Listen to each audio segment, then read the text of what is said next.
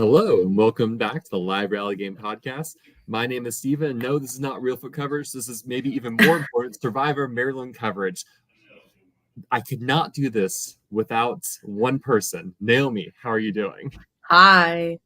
I am so excited to be back with you. I feel like it's not a season of Survivor Maryland unless we have an extensive conversation about it. So for those of you who are tuning in, Survivor Maryland Winner Take All season ended a couple of weeks ago, and Naomi and I had an opportunity to podcast the most recent season years ago, and Years ago. I know it was like pandemic, right? Truly, didn't leave my apartment every single day kind of pandemic. We both had an opportunity to be on Anders' post-episode podcast, but that was the episode right before the finale. And now that we've seen the ending, we saw JS win. I feel like I need to talk about it to someone. And so Naomi's going to here and help me with this. I need to talk about it so bad, Stephen. I'm so glad that we have the opportunity to, because that was quite a season of Survivor Maryland. I don't think I've seen a couple of college Survivor seasons like that, but it was surprising. And I think contrary to a lot of what the fans thought was going to happen. So we have to talk about it. I'm pretty sure we both have selected winner picks in Anders' episode, and both of us were wrong. So, yeah, but that's because I'm an Eric Eggroll fan until the day I die. That's just how it is. Loyal to my brand. So, we are in a world where JS is officially the winner of Winner Take All. I will say, one highlight of the episode is we got probably the best version of that final three tribal council we possibly could have. Right? Looking at the final five, we lucked out as an audience. Wow, Morgan was robbed. How dare you? How dare you? I love Morgan. That said, I don't know if the jury. I don't think the jury would have really focused on her as much as they focused on whoever she was sitting by. No, that would have been an all-and-out loss for Morgan had she been there. Which I guess it's better to have her supporting Queen Katie after everything. So, when I was watching the episode, I'm thinking through my mind my treatise of why JS lost this game. And then he wins. I'm like, well, shoot, now I need to reevaluate everything I've been thinking about, because everything has been like signs point to JS is going to lose the end, and JS wins. I was like, how do I understand this? I mean, at what point did you realize, like, I think JS has this in the bag or is going to win? Once I could see the struggles that Katie and Eric were going through in that final vote, when they were talking about how much their friendship meant to them, and what am I going to do to vote out person A or B? It was pretty crazy to consider that they were so emotional for voting for each other. And then I thought, okay, if that emotionality is coming into it, is JS going to be the non-emotional one here, and suddenly the jury is going to enjoy that? I was quite worried that it was going to be a harsher jury than I had intended, because I really thought it was going to be a lot of game players plus Tony, and then it was not that. Yeah, I think for me it was in tribal council, and I think it was specifically when Andrew went up and starts like really laying into Katie. I'm like, this is really bad. And before that, you had Jack get up and really says, Eggroll, you aren't doing your job here. I need to do it for you right now. Yeah. And so I was like, okay, this is not going how I thought it would go at all. No, and I thought Jack gave a great speech. I thought that Miranda gave a good speech. Mm-hmm. And it was so funny because I could not tell if Tony was saying Tony was both mad at them for insulting JS and then mad at JS. I did not know what was going on with Tony. I don't think we ever will know what was going on with Tony. Mm-hmm. But once Fish started talking and Andrew started talking, I was really like, oh, I think I see what's happening. It was very reminiscent to me, Stephen, of Wahoo Warriors, the University of Virginia season. Mm-hmm. And I don't know. I guess I can understand voting for everybody in this final three. I thought they all did work really hard to get there. And I don't want to discount JS, because the ability to take a jury that you've been screaming at for X amount of weeks and get them to vote for you to win is bananas. But at the same time, I was shocked that people saw their blind sides so individually and couldn't sort of look at the larger picture of gameplay and participation within the game. Yeah, because one of the things I was thinking as I was watching is like, I think the season's all about jury management, right? And poor jury management in obvious ways and less obvious ways. And I think, JS shouts at Jack. JS shouts at Miranda. He's very vocal in their exits. Do they not vote for him because of that? No, I don't think that's the case. Maybe there is a factor of that. Maybe. I don't know. I just I don't know. I was shocked. I was really shocked. And I guess I was shocked by the jury, especially somebody like Doug, who just went against a very bitter jury to sort of turn around and make it exactly that. I could not believe what I was watching in a lot of ways.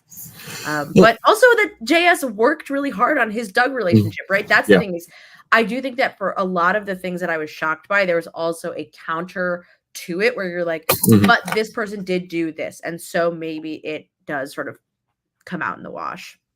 And I think yes. I think we saw a lot of Doug and JS's relationship. That was really important.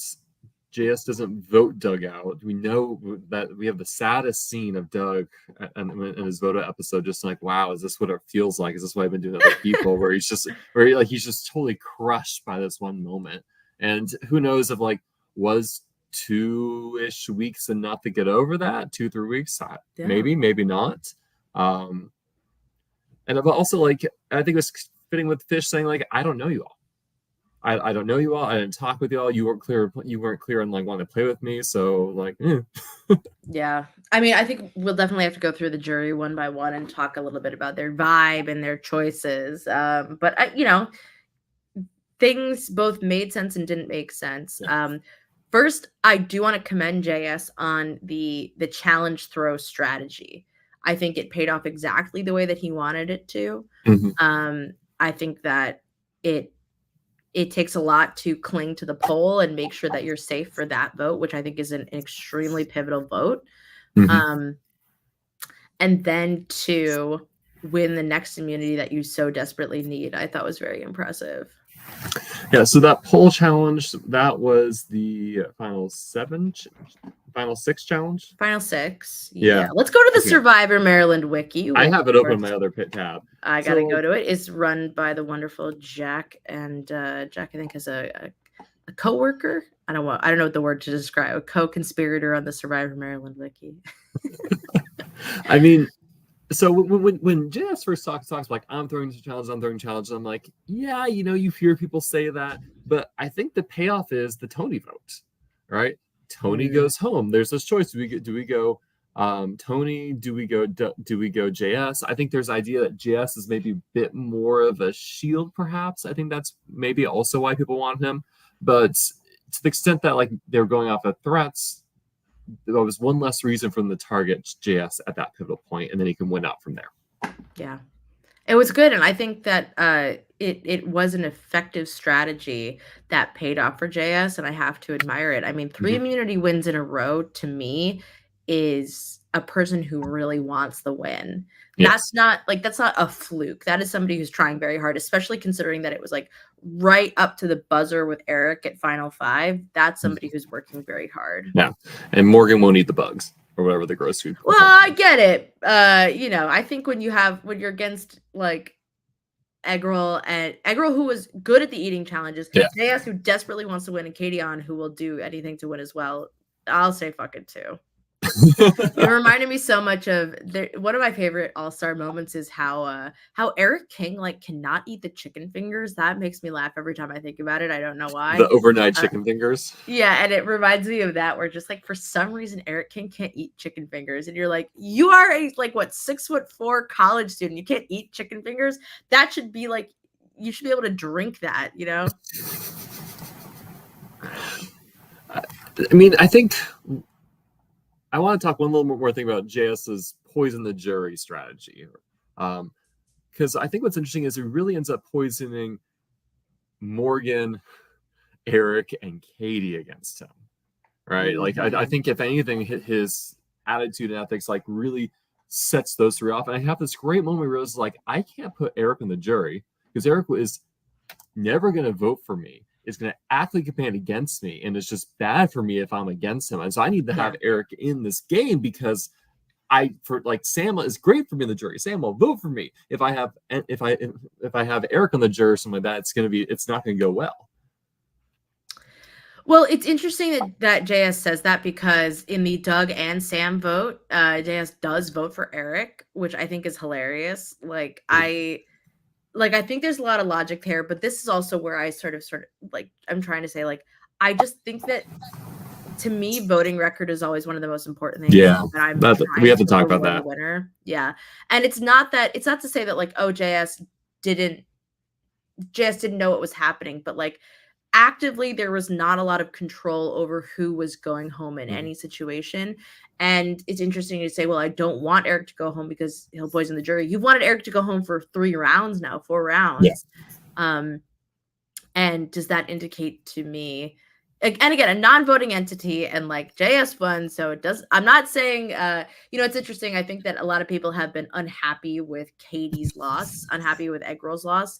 And my perspective isn't really that. My perspective is mostly trying to analyze like what the jury did reward and what would you, Stephen, or I reward. And doesn't mean that, some people really want to, I think, rip JS's win out of his hands, but he did it. He already did it. So he's won and I haven't. Exactly. Yeah. And like, it's like because JS had a lot of control for a large part of the game until you go like at the end game 7-6-5-4, right? He's voting wrong every single time. Part of it's like the players in the game are actually working against at that point, and at that point like they don't want anything to do with him and like purposely leaving him out so he has no control. And I think if you can call a weakness, that is a weakness in his game where he gave up a lot of the agency in how he structured his potential end game, where his route was literally to win out. That was the only way he was getting to the end.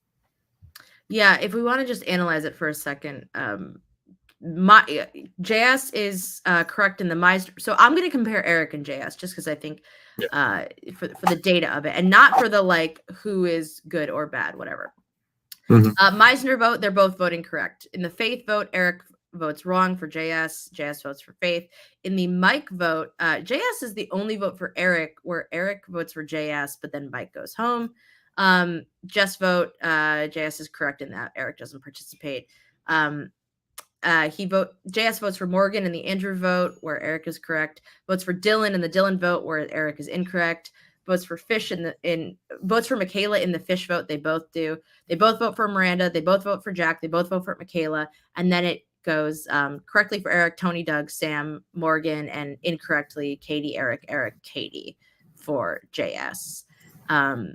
It's just a lot of wrong. And I give a lot of love to JS, who has been, I think, very nice, and I think is not that person who is in this TV show, right? But the power of these new players and the power of knowing your jury, I think, is so exemplified by this season of Survivor Maryland. Yeah, do you want to talk through the jury one by one, just kind of talk about like where people went wrong with understanding or their jury management? Yeah, who should we talk about? Should we talk about Katie? Is that? Well, do you want to go by the players in the final three or the jury members? Oh my god, it's so tempting. Like which way? Let's talk about the votes for Katie, right? So that would be the people who vote for the people. Morgan. So Morgan, queen, didn't do anything wrong. Next, no, just kidding. Actually, I do think if Morgan did something wrong, I don't think she stood up for Katie enough. Or I think possibly Katie should have said, like, my support goes to Eric. Like, there's an interesting argument to be made. I wonder how you feel, Stephen, about it. Should Katie and Eric have tried to, like, instead of splitting their votes, try and combine their powers to defeat JS?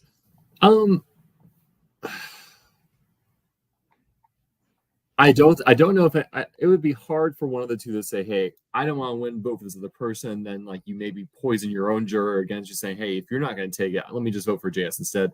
That's hard to do. I think Katie needed Eric in the jury more than Morgan. I think Eric would have advocated for her. I think Eric would have been a better jury member for her. And like, she was going to get either one of their votes. I think Eric would have been a more valuable jury member than Morgan would have been at that point in time. I think it's a really good point, and I have to agree with it. And this is such an interesting dilemma in Survivor, is the giving up part of it. I mean, we saw it in Winners at War, right? Where some people were like, to me, just like vote me out right now. I don't think you don't need me in this game. You need me on the jury. I don't want to be here anymore. I thought that Katie maybe stood a better chance with Morgan in the end, but I do wonder, would the jury have disliked Morgan being in the end?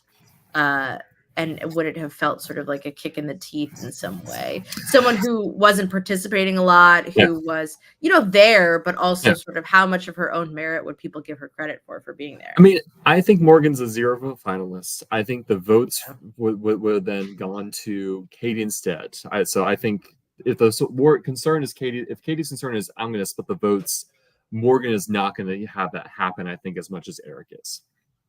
So that would, in theory, give Katie 3 more votes, which would be Miranda, Jack, and Dylan. Yeah. I believe. Is it Dylan? Yes. Better be Dylan. Dylan. Okay, good. I was about to lose my shit for a second. I was going to be like, Dylan, you did not vote for... It's correct. Wikis are, spreadsheets. They take a lot to look at. That's 4 votes, and that's still technically not enough to beat the 6 votes that JS has.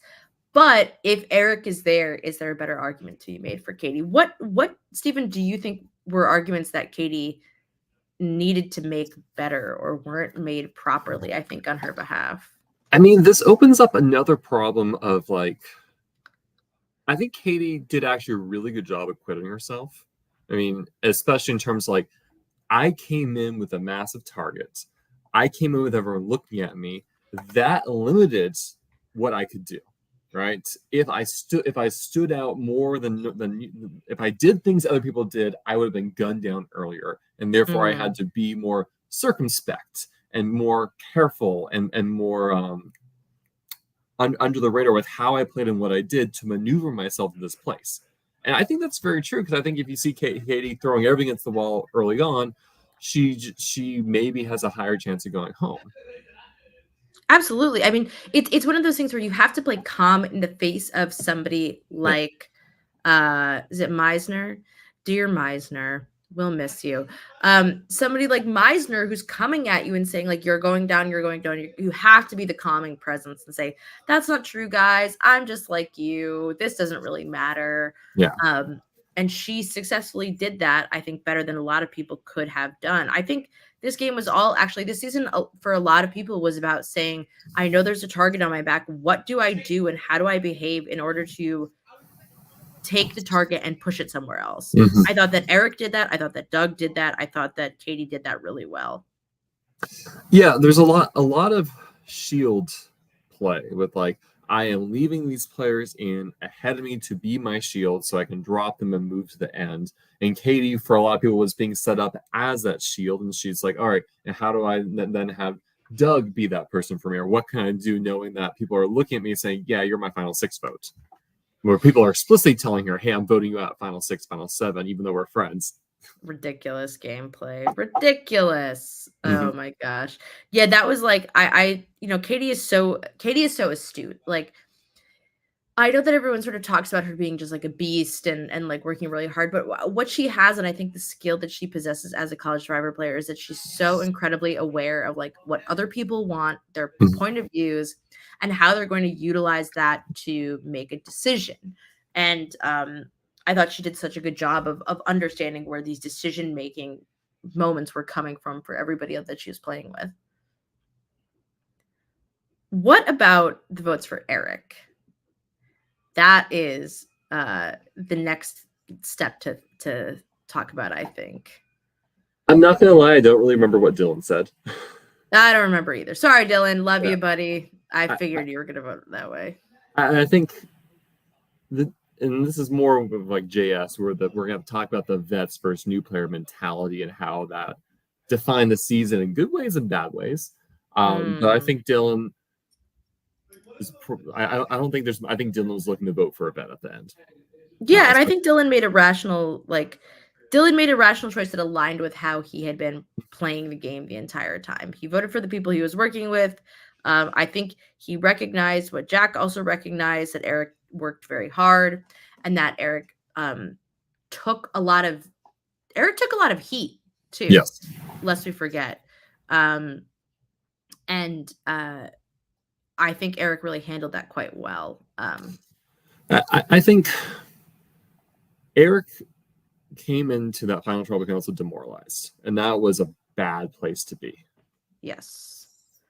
There's a difference between being humble and being demoralized, I think, because Like, also you're being amped up to say that the jury is going to be mad at me and hate me, and it just can ruin your. well, I think call it a positive or whatever about JS's game, but I don't know if it was intentional. But JS, I think, did a number on Eric. I think it was the final 5 challenge where like Eric's like, "Don't do that, or I'll hit you," and JS does it, so Eric hits him. Yeah. Yeah, and like the fall of that, and just like and Eric just looking so worn and beat down by JS's response to him, antics, the whole package, right? And really kind of, and like it really felt like Katie. I think here's one thing I'll hold against. I think Katie and Eric walked the final tribal council for JS to lose, not for them to win. Yes. Yes. And I don't know if that was something that actually shaped or affected the jury, but I imagine it was probably not it. I don't think the jury was likely happy to have that mentality of like, all you want is this one guy to lose versus you to win.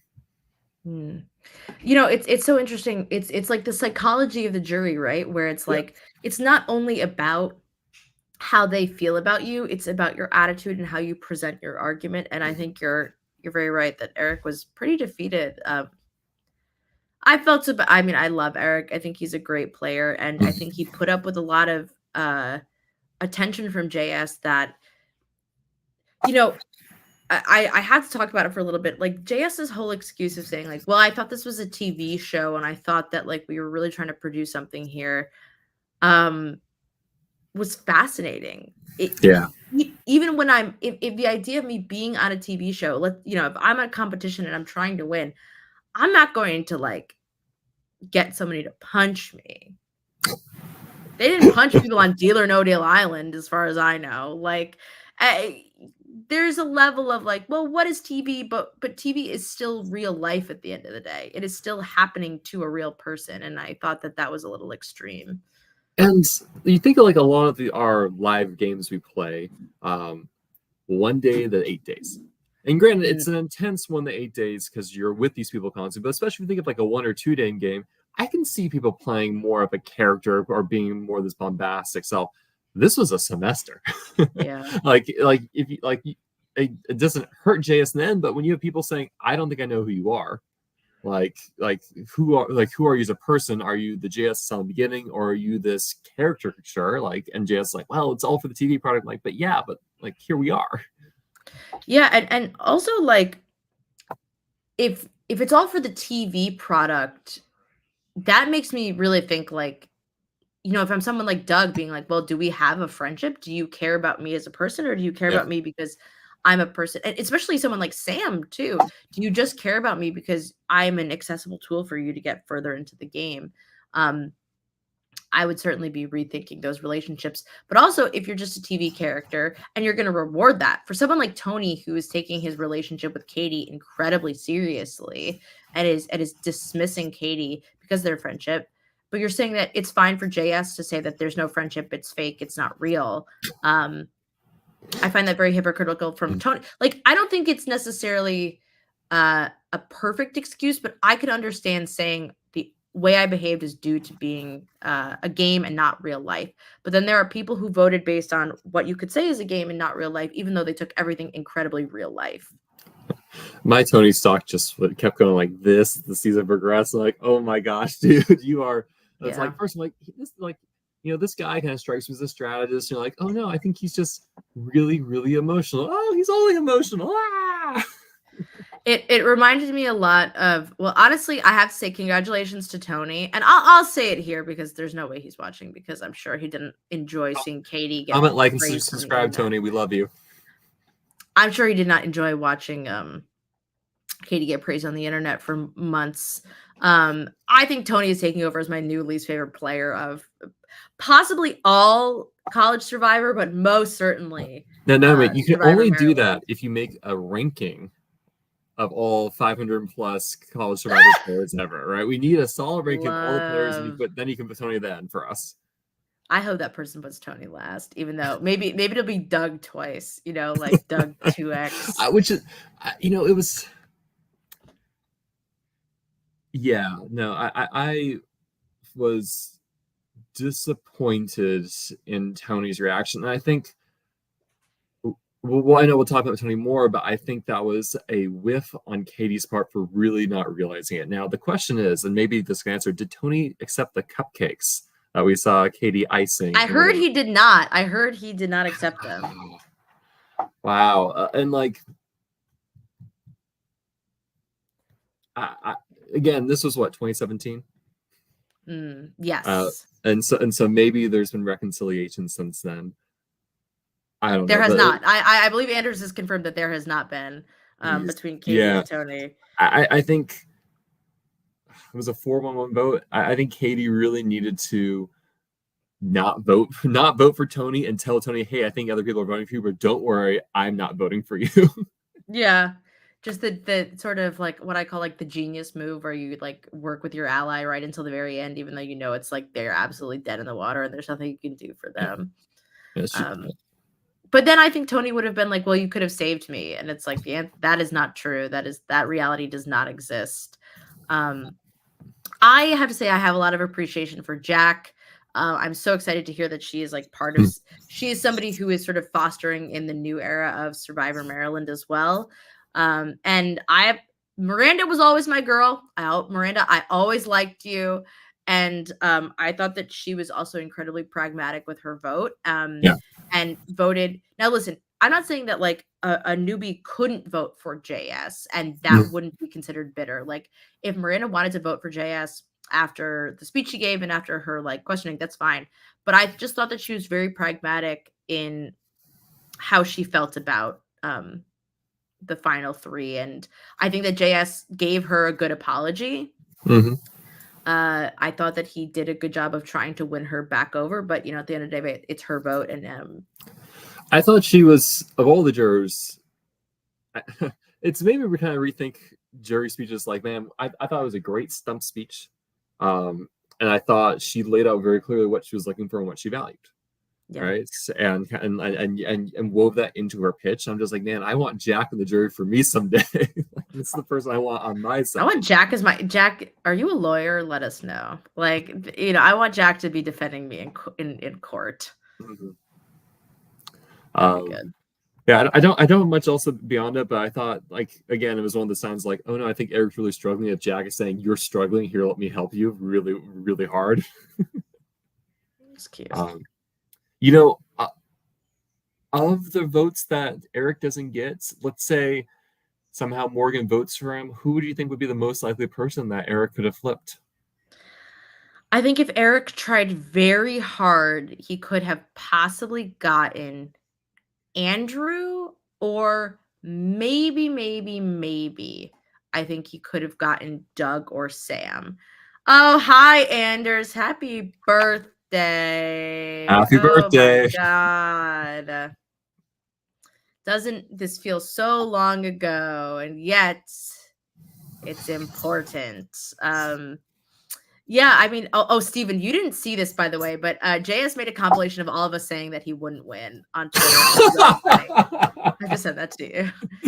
That reminds me, I gotta go find that and send it to you. So Andrew and Michaela were the ones that could have voted for Eric. There we go.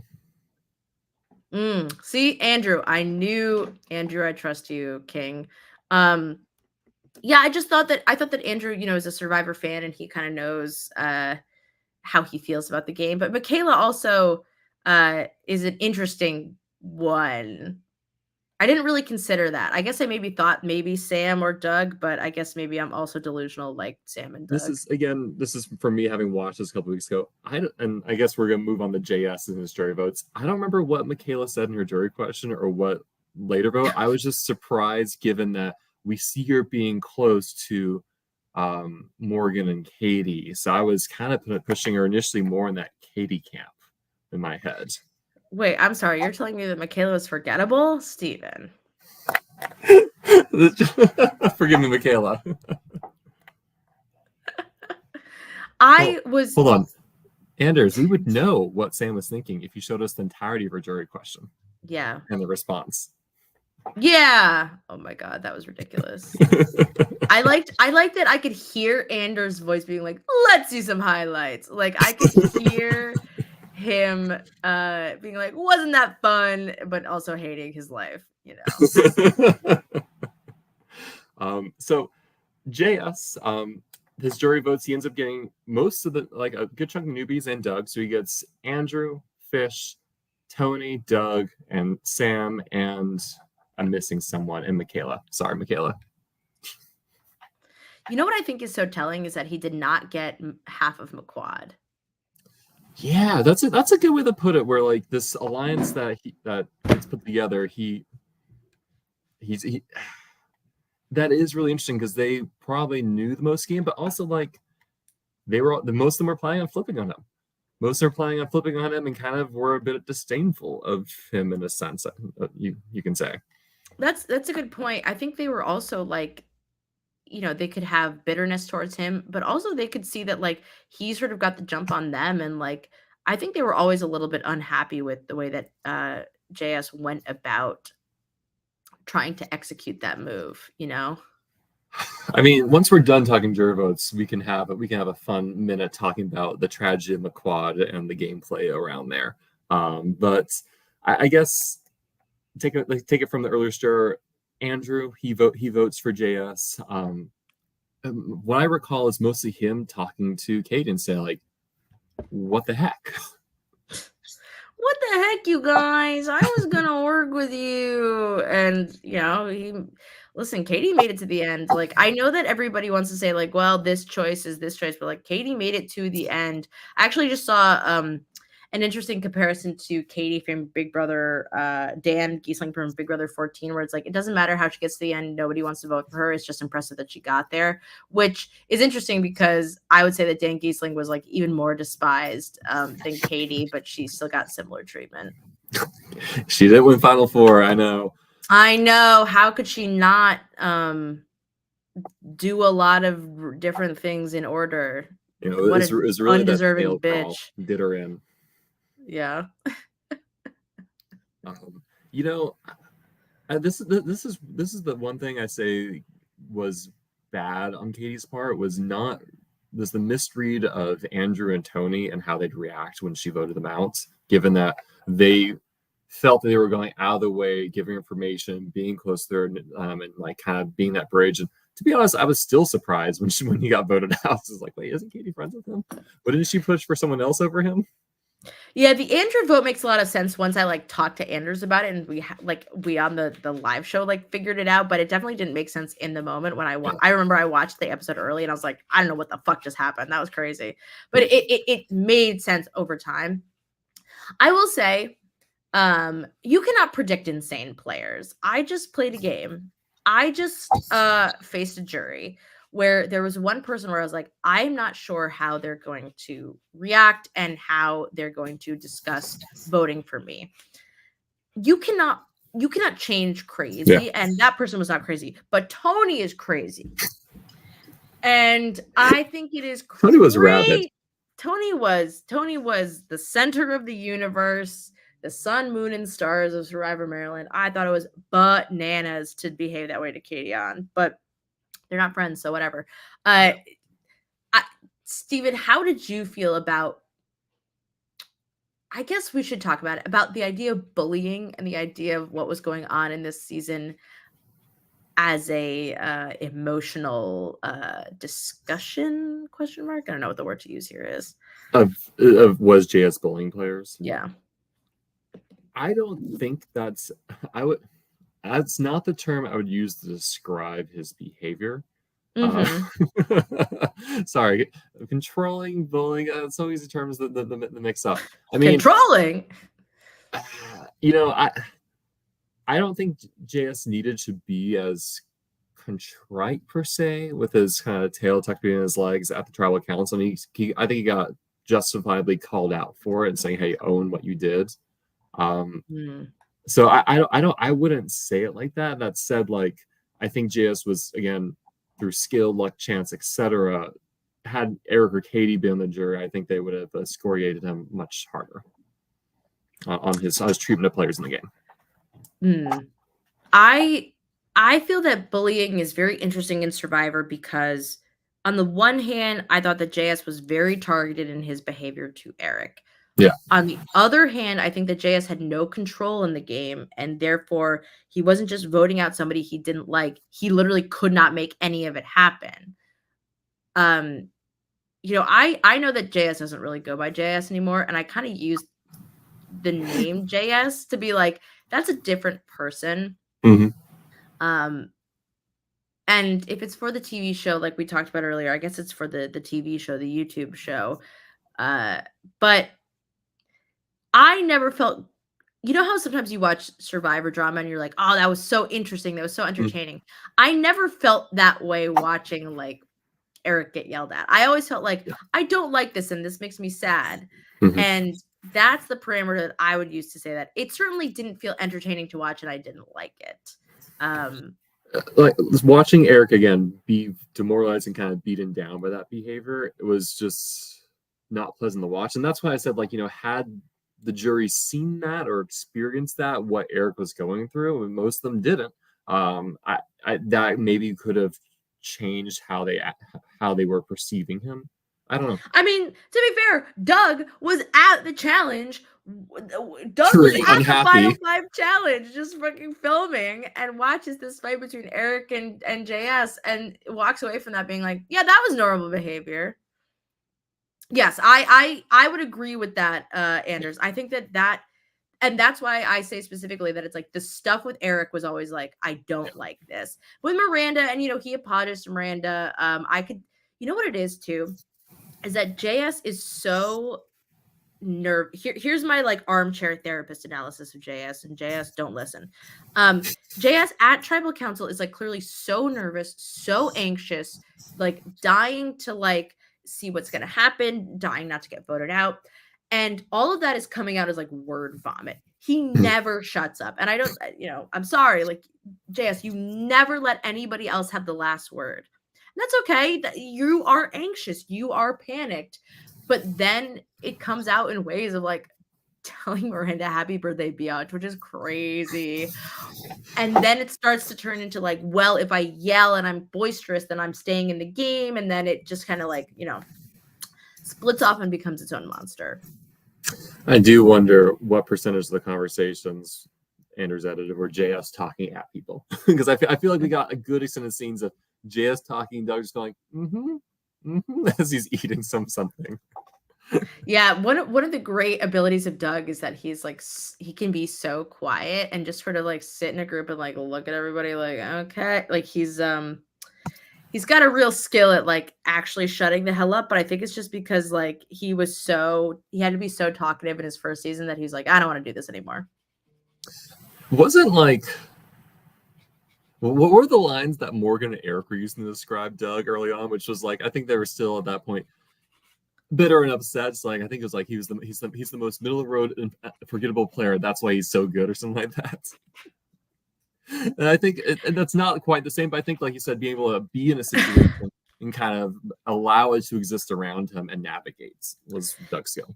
Yeah, it reminds me of all the things that Cochran says about Julia on Caramoan, where he's like, people clamor for vanilla. They don't clamor for Julia. But I do think that Doug has an ability to stay hidden in the background. And he was really relying on that, I think, in the final 6. And that's why he got voted out, is because everybody knew that they had to get the jump on him. And he was just praying that like he could sort of be chill for like another week. What do you think about the decision to vote out Sam at 5? Speaking of vote outs, instead of voting out a returning player. By the returning players? Yeah, so essentially the decision that Morgan, Katie, and Eric make to vote out Sam instead of turning on each other. Because I think, unfortunately, at that point, like, I think they were right to say we can't. We need. I think it was partially like we need to have a returning player final 3. I think they've locked in with each other, and I can accept that. And for Katie and Morgan, it's like, yeah, or for Katie and Eric, it's like, yeah, we're fine with Morgan. And I think the two of them had accepted, like, hey, we might split votes, but I think our friendship has gotten to the point where we're okay taking that risk with each other and rolling and like pitting our games against one another. And honestly, for Katie and Eric, I think it's really smart to not have Sam there, because Sam will sit at the end. Sam is likely not getting voted out final 4. And so Go ahead. No. Anders, I'm curious to know if you think Sam would have gotten any jury votes in the end if Sam was there. Because I could imagine a world where you're afraid that Sam's going to get votes and you're like, never mind, fuck this, let's get her out. I mean, given how the jury was, like, you know, maybe there's a world where, like, let's say you have Morgan, JS, and Sam at the end, right? Just try to imagine that world. I'm working on it right now. And, you know, maybe Sam just lays at her game, nice, simple, clean. And, you know, people are like, yeah, you know, like, we're still mad. Maybe we're still mad at JS. Maybe we don't respect what Morgan's doing. We don't like that. We don't want a veteran the wins. Therefore, we're going to crown JS, and that makes. I'm trying, Anders. I'm really trying. Yeah, I think if the jury is that ambivalent about Sam, then it makes sense. But I also think that, especially a jury of the rich, you know, with no JS in the end, does she sort of get that newbie attention that JS is getting? I don't know. Well, if it's Sam versus Katie versus Eric, yeah. I mean, maybe it's much more even, or even of a draw. Exactly. Or maybe not. You know, that's a great thing about being on the sidelines. What, 9 years later, 8 years later, is like, yeah, we don't fucking know. We weren't there. Is there anything we want to say about? Let's see. I want to talk about Doug. Oh, Doug, I was going to say I want to talk about Fish, but I'm fine with either one of those, because I think they're both. So Fish was somebody who surprised me. I thought that Fish was actually going to be very anti-JS, based on the fact that they had, like, I think a decently sized blow up before Fish went home. Mm-hmm. And also that, like, but at the same time, you know, they were trying to vote out Michaela. Essentially, it's like it's a flip of a coin, or whether or not Michaela goes. But it's funny, Fish actually kind of sends himself home if you look at it, because Tony and or I should say Michaela and Fish vote for Eric. But Fish goes out 5-4. If he just votes for Michaela, it's a tie. Womp womp. What did you think of Fish and his POV on the game? Especially, you give your answer. I'm gonna rewatch what he says to Katie, because I think it's very relevant. Okay, yeah, because I'm trying to, like, man, like, I don't recall, like, I remember him being kind of like, I didn't really play with you all. You all weren't interested in talking with me. And this is kind of his points to Katie and Eric, and he's just kind of like, you all were interested in me. I'm not going to be very, very much interested in you. And like I said, I agree, because I feel like that round was him like doing a lot of pleading and talking with JS. Was him, JS, and Michaela. There's so much of that, and I was curious, like, would he lay blame on them? And the answer is no, not really. Something I think when it comes to Fish is he sort of praises JS for playing him, and the thing is were they playing each other, or was it a situation where like everyone just gets paranoid and the plan you made spirals out of control and then it doesn't exist anymore as a plan? Yeah. You know, I didn't particularly walk away thinking that like JS intentionally played the shit out of Fish and Michaela. He just kind of hated Michaela, and if Fish goes home because of it. Yeah, I think JS at that point was like, I'm gonna flip soon. Dreaming about flipping. Gonna do it soon. Womp womp. JS wanted to use Fish but didn't want him out. He used him for the newbies to flip, but JS was angry Fish went home. That's a fair point. And I guess why we get Fish voting for JS, right?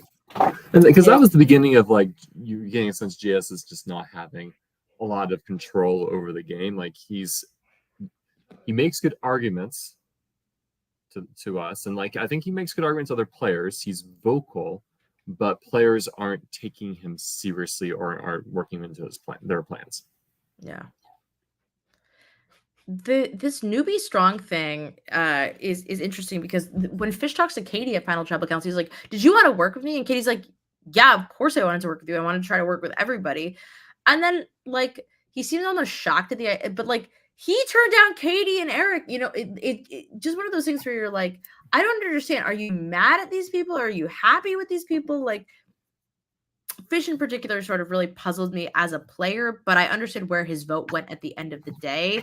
But I just think it's so funny when someone's like, "Why didn't you want to work with me?" And it's like, because you literally wanted to target every single returning player. And it's like, what? And that made you not want to work with me? Yeah. Again, just work with me until Final 7 where I vote you out. It's fine. Don't worry about it. We're going to have a great 7-person alliance. What happens after that? Don't worry about it. We all do our finals and go to class. First thing Fish says, I played a shit game. Not true. No offense to Fish. I would be interested to see Fish play without the returning player vibe. An all returning player season, and then he won't even know who to vote out. Yeah, then he'll just self-destruct. I mean, okay. So we've talked about Andrew, Fish. I don't think we need to beat Tony anymore. Really, Sam and Doug, I don't know there's much I want to... I guess the only thing I can say about Sam is I thought there's a chance she could vote for Katie because we got a lot of like... Sam really likes Katie for some reason. We got a lot of that. We got a lot of that here and there, but yeah, let's talk Doug. Oh, Dougie. My sweet summer child, my favorite whiny boy. The man's a doctor now. It's crazy.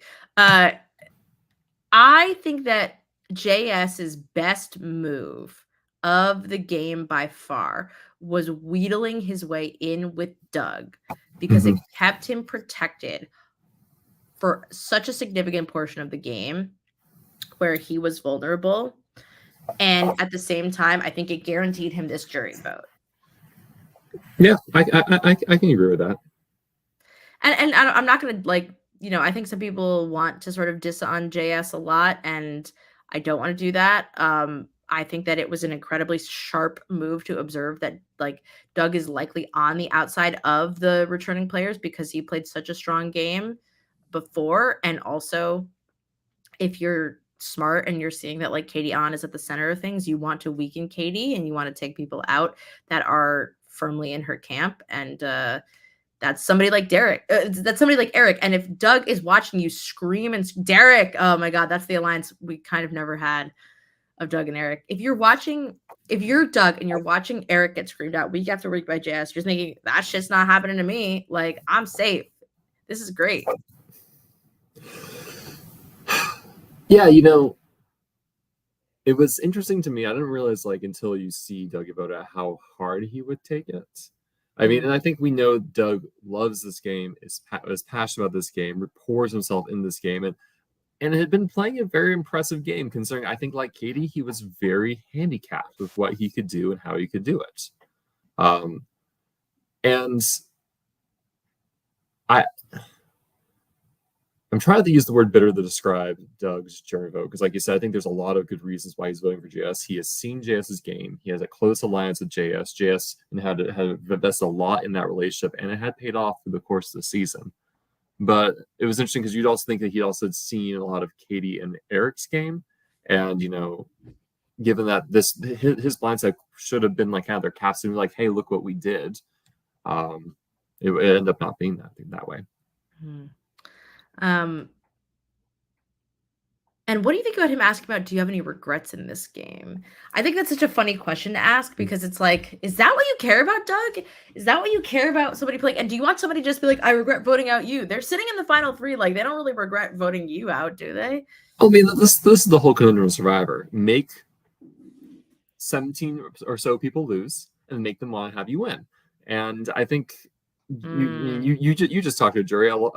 Some jury management tones or like Final Tribal is kind of like stoking and bandaging these people's egos, saying, "Yes, I made you lose, but I needed you. You were like you were so big of a threat, or like you have to do something. You're my favorite loser. Yeah, you're my favorite loser. Like, please vote for me." Very interesting comment from Anders here. Doug said JS was playing his game last season. I would fundamentally disagree with that. I love Doug. I love that about Doug. That Doug is going to be like, oh yeah, he's getting yelled at, so he's me. Because Doug put himself only in a situation where he had to completely win out. Yeah, Doug was vulnerable all the time. Yeah, JS had multiple hidden immunity idols. He can play whenever, like Candy.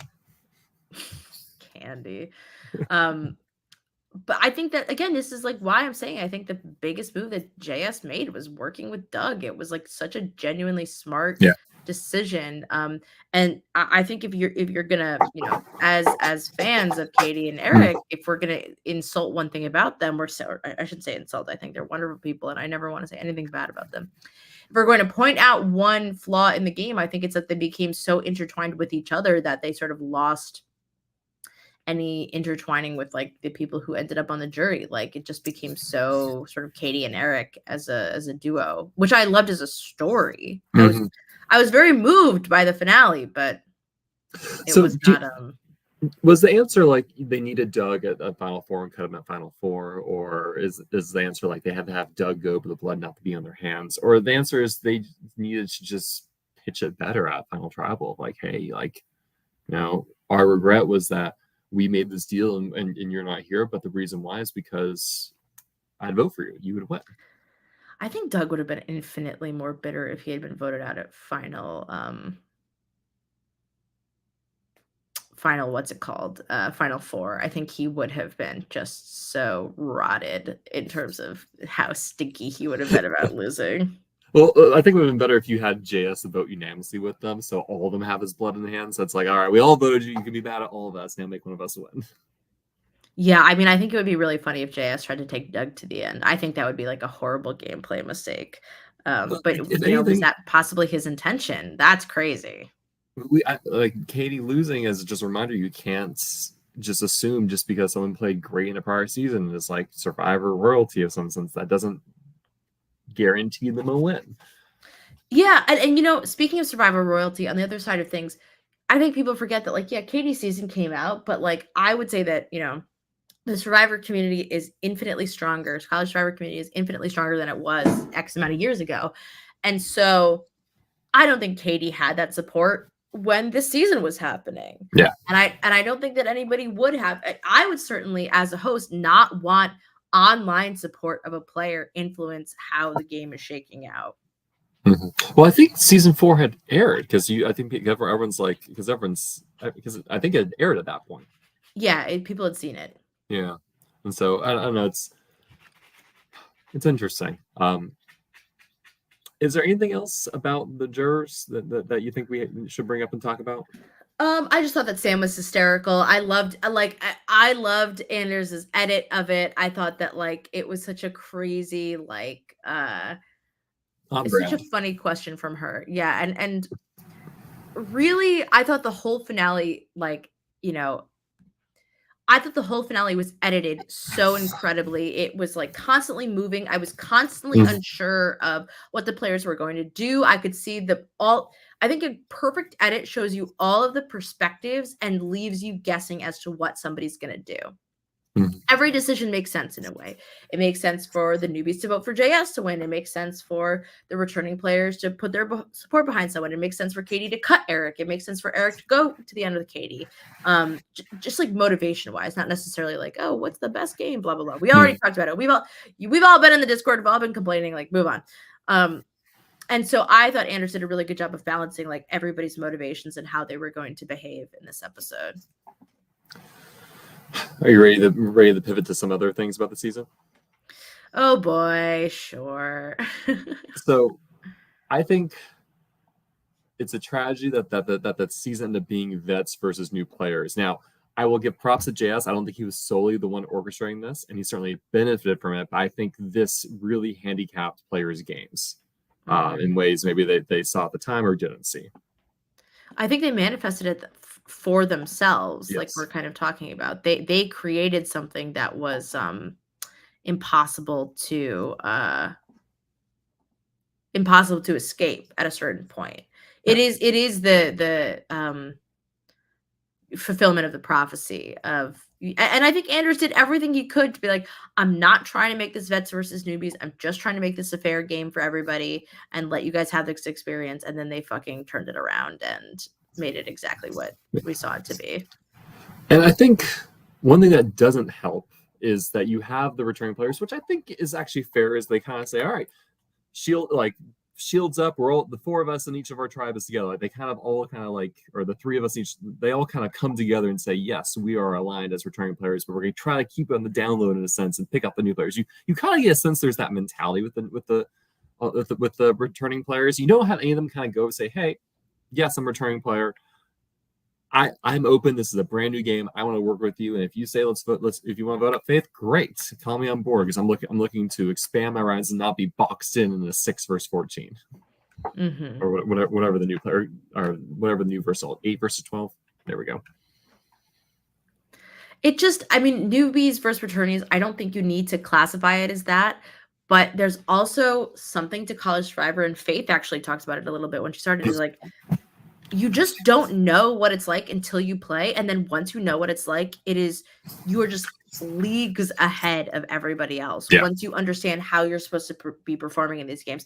I mean, I see it, frankly, in live reality games too, is when people don't know how to socialize or strategize, you just learn little things that like don't make any sense until you talk about them. And you're like, yeah, actually, sometimes it's better to wait as long as possible to strategize because you don't want your name to possibly get out there. And people are like, what? Don't you want to strategize right away? And it's like, no, not all the time. Yeah, no, I experience makes a huge difference. And I do agree, like that does make those players threatening. And I can definitely see why you'd want to target them. But I just think like, I feel like players being more flexible would have helped them in an extent, or at least like prevent this dynamic from happening. And then, you know, again, I think JS benefited from that dynamic being a new player with a majority jury of new players. And that, again, like we said, I don't think people are voting on those lines per se, but I think there was an element of that was shaping things. That's a really good point. I kind of just like, I feel like this season was entertaining. Do not get I liked it. Yeah, that's the other thing. People are like, oh, this season was terrible. This season was so entertaining for me the entire time, all the way through, because you have like the moment where like Eric thinks he's gonna get totally screwed with the mutiny, and then they all mutiny, and it's like you're looking at the tribes and you're like, holy shit, how is this gonna shake out? I was compelled the whole way through. I thought Meisner was hilarious. I thought that Jess was hysterical as a character. I really liked her. And then I thought the post-merge really kicked it into a new gear of like, these people are playing very hard. And I admired it. I think one thing that was interesting with the season is the discussion of shields, the positioning of them, and going kind of like towards the final 7 finale or final 6 where I'm like, wow, when does a shield, when do you drop these shields? Because people will keep like, we need to keep Doug around, we need to keep Katie around, or just like to win for how long? And so it's really interesting, kind of like I thought people would have like targeted them earlier than they did in the season. But then again, Katie loses the end, and it's just like, well, maybe. And so, yeah, it's just help me process this, Naomi. I don't know. I mean, Katie losing in the end is so jarring in a way because we're just such fans of her, right? And I think that Katie just kind of got into her own head of like this jury isn't going to listen to me, and then I think they got into her head because they weren't listening to her. Yeah.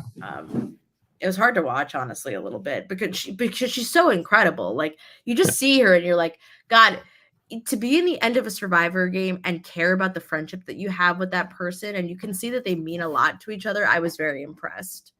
Again, like I said before, I liked what she was saying. She was very emotional, but you can like it. She was pouring out her passion and love for what she was doing in it, and it didn't work.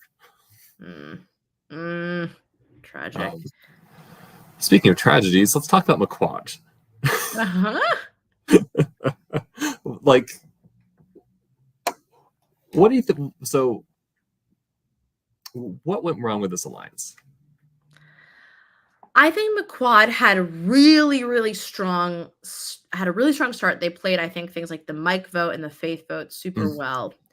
But what went wrong is I think that JS just became such a whirling dervish of a player that they start looking at each other like, well, I don't know where I align in JS's plan. And now he's meeting new people, and now all this is happening.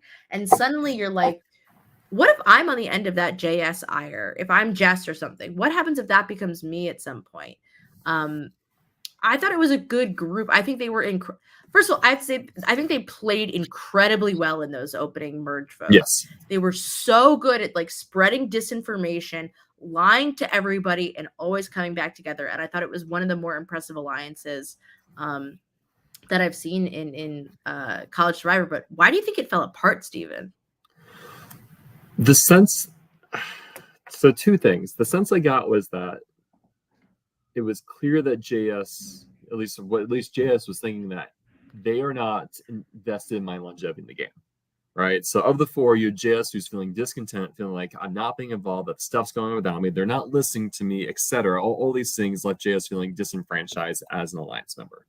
And to some extent, we saw that, like, there was a lot of discussion, like, when do we cut JS? He needs to go.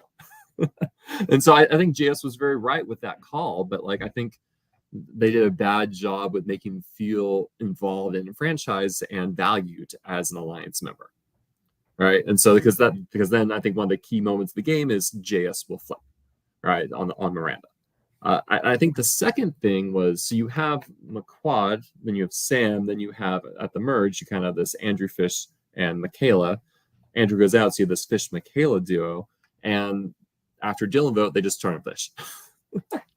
And like I think they did a bad job of making, again, those two outsiders feel involved and valued and as part of this alliance of like, hey, newbies all together. Instead, they're like, well, Fish and Michaela are just going to flip on us after this vote, so let's flip on them first, right? And like I feel like they should have done much more to bring them involved, or at least make them at least feel that way, even if that's not the case. So that way you don't have to worry about like, okay, like they're going to flip immediately and say, no, we feel comfortable. They're going to feel comfortable that we can knock out these returning players till that maybe there's only Eric and Morgan left, or Katie and Doug left. There's only two of them, and then we can like start eating ourselves. I think they went too soon on that. That's a good point. And I think they had done it with Sam originally. And I think that JS was the one who stuck out with Sam to really kind of like keep that going. And he should have utilized that same relationship to work with Michaela and with Fish long term. Yeah. The fact that like Michaela ends up giving Morgan the legacy advantage, I think says so much about like, girl, what the hell was going on here? I mean, the poetry and art of the seasons we talked about was then that legacy advantage then causing Doug to go home. So that kind of brings us to game changers. I know we wanted to talk about game changers at a certain point. I liked the game changers. I thought it was great to hide them at challenges. I thought it was great to introduce gameplay where like Doug is going to give the game changer away. And then of course that it will end up being his downfall. Things like Eric getting to sort of feign having one and make such a scene. and people asking for them, for like, JS asking for the mutiny, and people playing quite hard to sort of acquire these game changers, I thought was like really fascinating gameplay, and I thought it added another layer of entertainment to the season. Yeah, I really like the game changers fact they didn't feel overwhelming, right? So it wasn't like everyone running around with extra votes and block of votes and steal votes, and there's like 5 different things. It's like, no, we have mute. Like, I love that they really focus on like, the swap situation. Like, there's a lot of focus on I can cause a swap, I can mutiny in a swap. Like, I love kind of making that be the game changers. I really enjoyed that. I like the opening game changers, like, hey, you can gift immunity and whatnot too. I think I was wishing that the game changers were more costly to get, as in like in time or in challenges, that like there was something actively like detrimental you'd have to do to get these advantages. Where it's like, hey, whoo, put it in my pocket, go. Like, I like that they're hidden at challenges. I just wish they took more effort. They involved you like going out of your way more, and that would cost your tribe something. So like there was this whole like personal advantage versus tribe immunity trade-off you're focusing on there. Overall, I think I actually really like the suicide bomber feign from Eric. That was that was the highlight of the season. Like, yeah. I was like, Eric, bring it up. That was such a great moment. And he worked hard, and like it kind of worked within the parameters of what Anders would put in the game. I thought it was entertaining. What would Anders have called the advantage? Would he have called the suicide bomber advantage? No, of course he wouldn't have. But it was funny. The name was just so wild and out there, which I think you wanted to be, because you were just like, hey, you take me out, I take you with me, and it seemed to work. Well, that reminds me of how it was sort of underappreciated, but like Sam kept being like, it's called the black vote. Like, she kept getting like, hey, hang on here. And that made me laugh every time she sort of mentioned that. Like, okay, I get that people were like, Sam was really bad at the game, or Sam didn't participate, or Sam didn't try. I thought that Sam was so funny. She just cut you straight down. And even her closest ally, JS, she would regularly just be like, whack, and like hit him in the throat with a karate chop. It was so funny. I was thoroughly entertained by Sam the whole game. I was a Sam stan. I appreciated the content she gave. And did she have a shot at the end? Sources say doubtful, but you never know. Especially if she sat near Eric and Katie, maybe.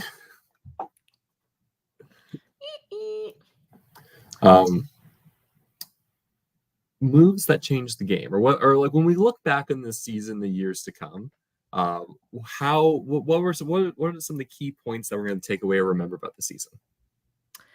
I actually think the Jess vote is a very important vote. I know it maybe doesn't feel like it, or it feels a little more like cut and dry, but I think that losing Jess and diminishing the orange Sababa numbers early puts Andrew, Fish, and Michaela at the mercy of McQuad. Yeah. In a way that sets everybody in McQuad up for success down the line in the merge. I also think that the Andrew vote out was sort of geniusly orchestrated by Katie, and was a hugely important move within the course of the game.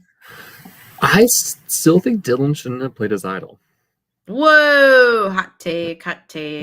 I think so. If you think of if you think of it from if it's only newbies versus returners, right? I think you want to be one of the final returners to be there, right? Because that then gives you the most maneuverability as the new players potentially start turning on themselves. And so I think you want to get yourself in the position. So I think, and maybe I'm being like too fatalistic saying that they're just going to target you, but I think had Morgan gone out there, I think like there's a high chance that maybe the new players then turn themselves earlier. But like, yeah, that's a really good point. I think as Dylan, you don't want to be branded as a returning player and be stuck in that group for the rest of forever. It really drew the line in the sand in a way that we can sort of see with 2020 hindsight. And so I think, I don't know if Dylan needs to vote against Morgan, but I think if Dylan lets Morgan go, and either wins the next challenge or plays as idol, and a different returning player goes, and he maybe then has no idol. I don't think eyes are on him as much, and maybe at that point that's when Fish goes home, right? And things flip, and he's in a much better situation to the end game. Because watching him on the juror bench, I'm just like, and he's watching the other 4 returners kind of walk through the game, like, boy, you got to be pretty upset seeing that, saying, wait, that's my ride. That was my idol that got you there, and I'm not with you. But props to Katie for saving Morgan. All right, Katie saved Morgan, and good for her Katie's game for Didn't sure. need Dylan. No, Katie didn't need Dylan, and I do think that Dylan is Morgan is not as self-interested a player as Dylan. And that's not to say that Dylan's playing Survivor wrong. I think Dylan is playing Survivor right for Dylan, and Morgan's playing Survivor right for Katie. Yeah. Sorry, Morgan, I love you so much, but sorry. But yeah, so I think the Jess vote, I love the way you described that. The Andrew vote kind of cements the battle lines. And then, if we're looking at the winter season, it's going to be, I think that the Miranda vote with JS just fully like flipping. Yeah. JS, I think, for all that he did that was like chaotic and crazy, I always thought that one of the smartest things he did was he was always like the loudest person in the room, which in turn allowed people to feel like they knew exactly where JS stood with JS. Like, I know that it seems kind of crazy, but towards the end where it's like, I want to get you out, Eric, and then he's consistently voting for Eric, at that point you have to say, okay, he's sticking by what he says. Is it masterful gameplay? No, but I think it's a lot of the reason why JS did not get voted out in all these situations where he easily could have. I mean, they also had immunity when he was telling him, I'm voting out Eric, I'm voting out Eric. Well, yeah, by the end he had immunity. But I think in those sort of middle votes where like he's like coming from Miranda for some reason, he's coming for Jack, like the more vocal he gets, the more you say, I guess I know where he stands, and you align with him. So I think we've talked about this before, how I think one thing I think the two of us look for in a winner is having more control or shaping of the votes and having that voting accuracy as a way of illustrating that. And I'm wondering what JS could have done to achieve that. And I think a lot of it is like, I think he burned a lot of allies and lost a lot of his social capital in that mid part of the merge. And do you think there's anything he could have done differently to avoid that from happening?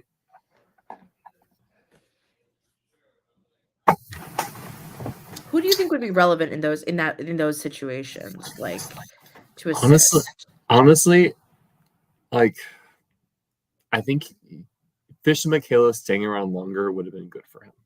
Yeah.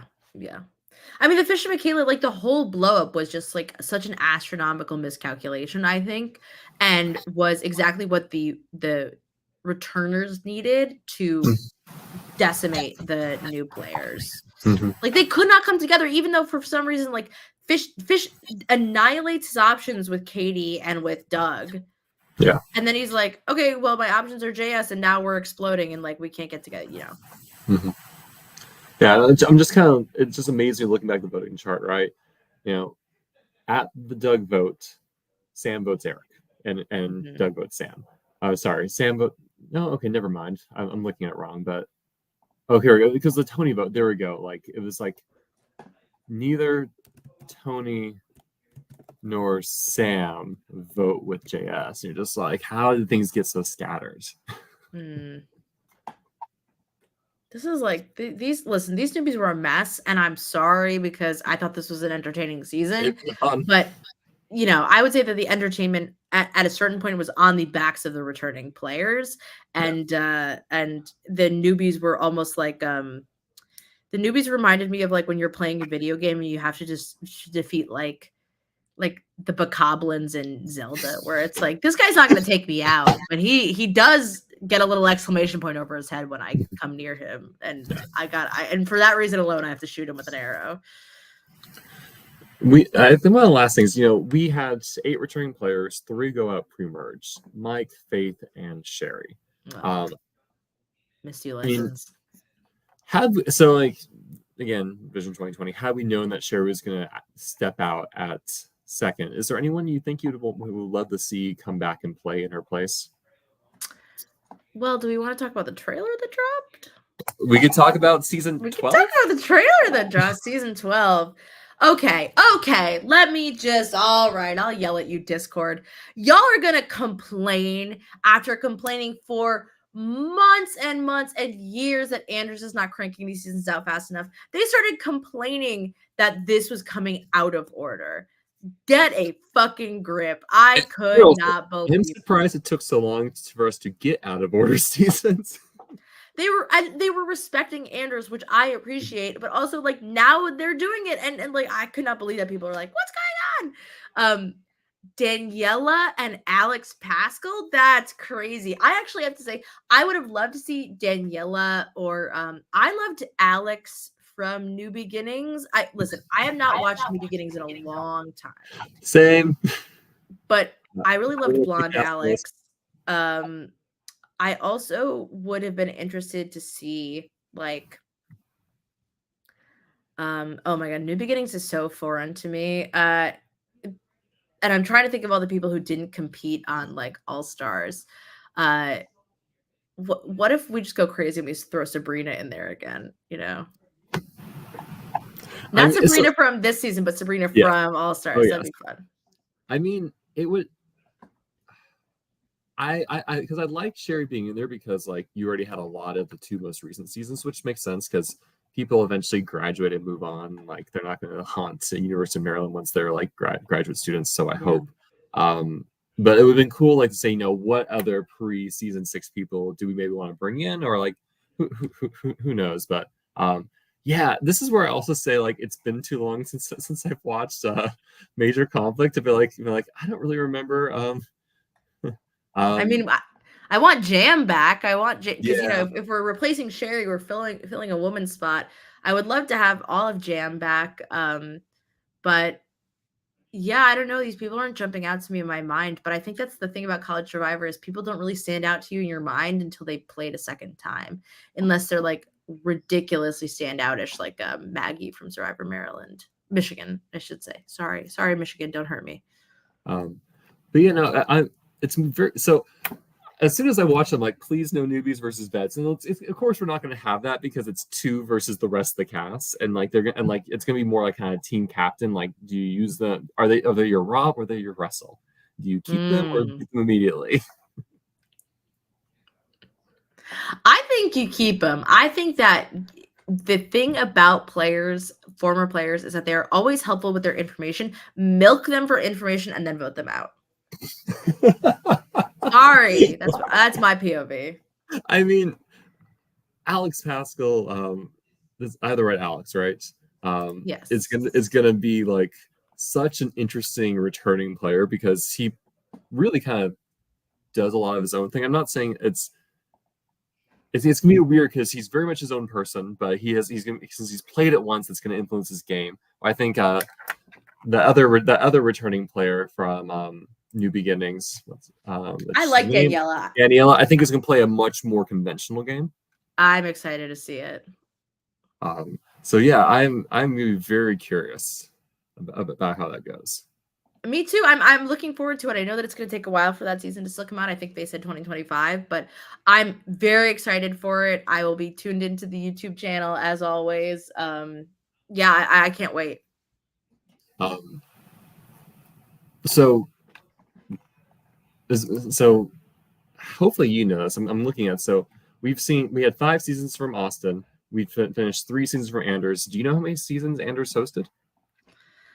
Anders has talked about it. Let's go to the Discord. Because I think he talks about the order. I can't find it. I'm just looking at this is why I need to go be on Discord more often. Host. I'm gonna look up unless Anders is still in their chat somehow. Okay, that is not in the Survivor Maryland. You know what I hate is when I'm trying to look up something. I try to look up something in Discord and then it's very obvious that like I don't know how Discord works and I'm old. Host. Let's see. Where are you? Information. Shout out to the new hosts, though. They're very clearly super passionate about what's coming up. Anders, can you remind us, like, how many seasons did you host? Yeah. How many more seasons are in the queue? I think is the question. Yeah, because I'm trying to figure out, like, is this like the Generation 3 is what we're getting coming up, or is this like Generation 4? And there's a little Generation 3 in the middle. Okay, yeah. So because this next Pins season, through generations. okay, yeah. So this is Anders has 5 seasons. Okay, Good for you. So yeah, we're just at 6, 7, 8. So we've got 9, 10 coming up, and then 11, 12. So yeah. that's exciting. So we're skipping the 12, right? Yes. I'm trying to think. So this is reverse engineering. So winner take all was spring 2017. So Anders did fall 2018. No, fall 2017, spring 2018, fall 2018. And so that means, like, we're approaching COVID seasons, which is interesting. Oh boy. Yeah. Oh boy. So, so I don't know if this is the COVID season per se, but there will be a season where we'll go from in person to remote. We'll get the Michigan treatment. when it's just like the world stopped and you're like, oh no. Oh man. I kind of wish that they had done that for Real Survivor. I wish that they had been like filming in the middle of it. Spring 2019. This is okay. So spring 2019. We are going forward in time. What were you up to spring of 2019, Naomi? Spring of 2019, I was working a job that I was working at a esports league. That was quite the spring and summer. I remember that. Yeah, we're starting to get back. So the lovely thing about Survivor Maryland, which is now starting to occur, is that I'm starting to age out of being close in age to everybody on the seasons. We're starting to reach the point where it's like, oh, you graduated high school in 2017? That's crazy. And now we're really getting into the like, oh God, like you were born in 2000 and what? I gotta go. So spring 2019, I was in my first year as a PhD student. Now I am a professor, and now I feel that every day where there's like a 10-year gap that's growing between me and my students. I'm like, oh gosh. He's too smart for us. He's too smart for this podcast. I mean, if only I knew much about tax as I do about Survivor, I'd be a much better researcher. You'd be so good with the financial accounting of fire tokens, though, Except so the one season I've had some sort of fire tokens, I proceeded to try to steal them all and got voted out. Never trust the tax man. Well, so like they had a menu of things you can buy, right? And it was mostly food and comfort stuff, but there's one item, candies and sweets in quotation marks. I'm like, that surely can't be actually candy and sweets. So I steal the stuff. I'm like, I'm gonna do it, and I'm like, no, I can't steal from my tribe. And it turns out it was just actually candy and sweets. But I was like, why would you put in quotation marks? I don't understand. Why would you do that to me? You bastards. Man. Well, I'm looking forward to more Survivor Maryland down the line. I can't wait for whoever it's from. I'm looking forward to it. Yeah.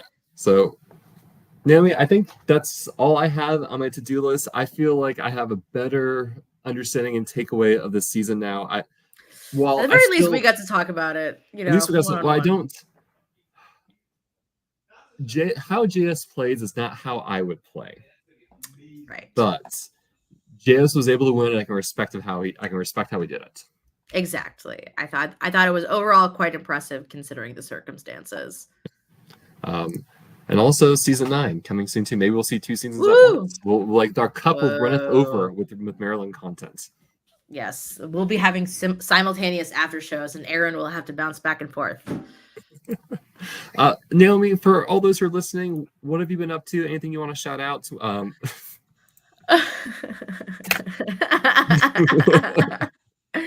Lies. Well, that's bullying, Anders. I just want to shout out happy birthday, Anders, again. And I want to say that if you're listening, you should check out me on Twitter at Naomi Calhoun. And stay tuned because Survivor New York season 8 is coming this summer. So at Survivor New York on Instagram and Facebook.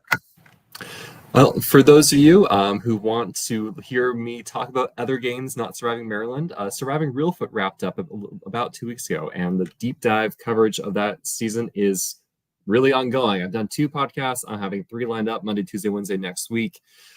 If you want Surviving Reelfoot, I'm here for you.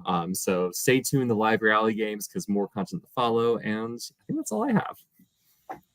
Okay. Thanks for having me, Stephen. It was so great Yeah, to talk about this with you. I'm glad we were able to bookend the season with this. I had a blast, and here's some more podcasts to come in the future. Thank you, everyone, for tuning in. Have a great rest of your day.